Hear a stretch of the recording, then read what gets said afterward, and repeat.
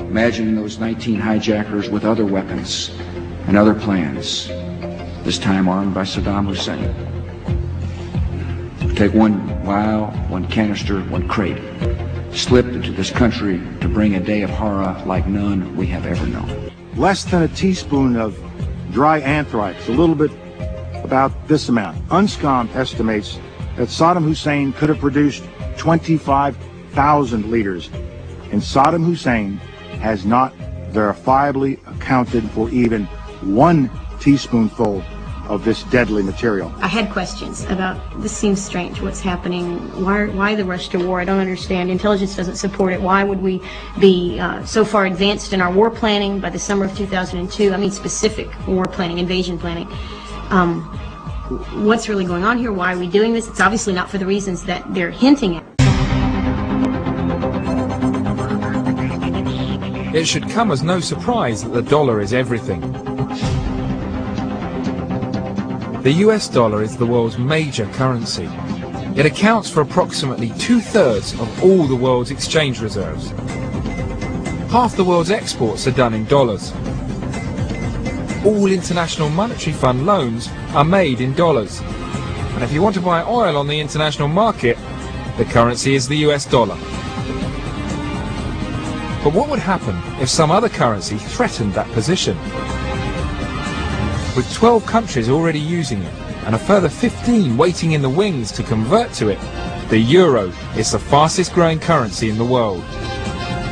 If the euro was to become the new international currency, the US might not take it lying down. I went to find Washington-based William Clark, an author and information analyst who believes that the conspiracy behind the Iraqi war is all about protecting the dollar. In the early 40s, the State Department did tell the President of the United States that it looks like the Middle East has more oil than the United States, and so we need, they call it the greatest strategic prize, I think, in world history. Before this time, nearly all oil was produced by the US and sold for dollars. But by the 1970s, oil had been discovered around the world, and a cartel of 11 oil producers, OPEC, conceived a plan to sell their own oil in their own currencies. But the US had other ideas. The United States intervened secretly in 1973 when OPEC was evaluating this proposal to say, please don't do that. And they were talking to Saudi Arabia, the Crown Prince of Saudi Arabia, and say, why don't you sell these in dollars only? And they're working closely with the British on this. And we will, it's sort of a quid pro quo, we will protect you, we will sell you military arms, we'll keep you in power, as long as you keep selling oil in dollars. Even the CIA didn't know about it at first, neither did Congress. But after the fact, it was a fait accompli, it was done. So ever since then, for the last 31 years, the dollars that OPEC gets flows back to the Federal Reserve Bank of New York. That's where the problem lies. Since the agreement with OPEC, the Arab states have been controlling their own oil fields, but have still continued to sell their oil for US dollars. And where do the oil producers bank their dollars? America. It's called the petrodollar cycle. After the petrodollar recycling system was implemented, 70% of Saudi Arabia's entire wealth was in one account in the Federal Reserve of New York. And that implemented a system where we kept the Saudis in power, they got rich, and we had an unlimited credit card. And that's the dark side of the dollar conspiracy, and how America has been carving up the oil industry for years. It's not only the oil producers who have to sell in dollars. Buyers can only pay for oil in dollars as well. And if you don't have dollars, how do you get them? You exchange your goods and services for them. All America has to do is print them. Japan wants to buy oil, so they make a Honda. They sell us the Honda. We give them that money, dollar bills. They take those dollar bills and they give them over to OPEC. OPEC gives them a barrel of oil. OPEC takes those dollar bills and they give it back to us in the Federal Reserve. So we print the money. It goes to our trade partners. They take some of that money. Some of that money goes to buy their oil, their monthly oil bill. Saudi Arabia then invests it right back in us. That's why it's called petrodollar recycling. As long as oil is traded in dollars and the US can print them for nothing, then it has its very own money tree.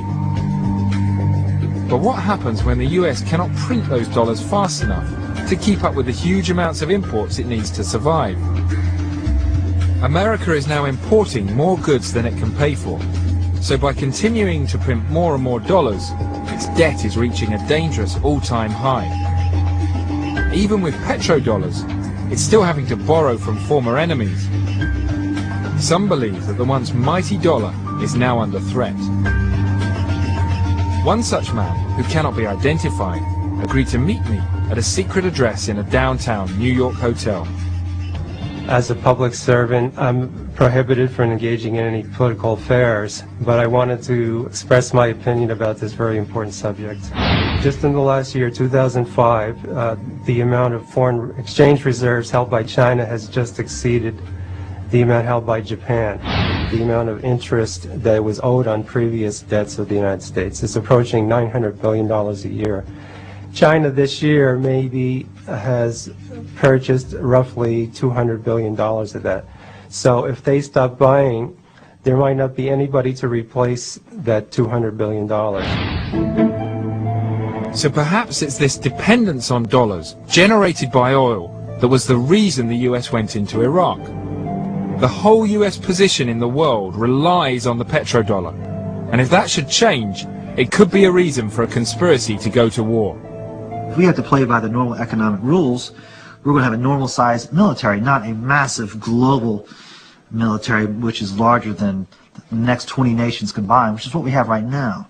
So if the dollar loses its status as a world reserve currency, that is the pillar that underpins American supremacy, then the military pillar, which is the other pillar of American supremacy, will fall away as well. That supremacy is also reliant on the ordinary man and woman in the street continuing to buy in US dollars. It's American consumers who have unwittingly sown the seeds for this conspiracy. Americans are among the biggest spenders and the worst savers in the world. Buy now and pay later seems to be their motto. US national debt is now $7.7 trillion, and the entire debt of the whole country is an incredible $43 trillion. The average American now spends a record amount of their money just paying off the interest on all their loans. So if the petrodollar collapses and interest rates rise, the bubble will burst, and then the stage is set for national bankruptcy. There was a guy once named Saddam Hussein who said, you know, I'm kind of mad the United States bombing me, and Britain too, so I'm going to sell oil in the euros. Came out and said that in the fall of 2000. It's a big secret here in the United States. With the mighty dollar's position as the world #1 suddenly under threat, did a ripple of fear go through the Bush administration? From 2001 to the very beginning of the war, Iraq exported about 3.3 billion barrels of oil. We bought 2.5 of those billion. We bought 2/3 of the oil, but we had to pay in euros. We couldn't have the Federal Reserve. The Federal Reserve cannot print euros. So we have to sell GMs to Europe to get the euros, or whatever we sell to Europe for goods and services in order to get the euros to buy the oil from Iraq. So the petrodollar recycling system began to break down. So according to this theory, Saddam Hussein signed his own death warrant. President Bush had no choice if he wanted to save his country. He quickly placed Iraq on his list of axis of evil nations. And with invasion plans already in place, the inevitable soon happened. I think the decision by Saddam Hussein to go for a petro-euro was the last straw. They had to move because the economy was threatened. And this is what you need to look at, the whole aspect of Middle Eastern oil. The economies of Europe, the economies of the United States, and the economy of Britain were threatened by Saddam Hussein's decision.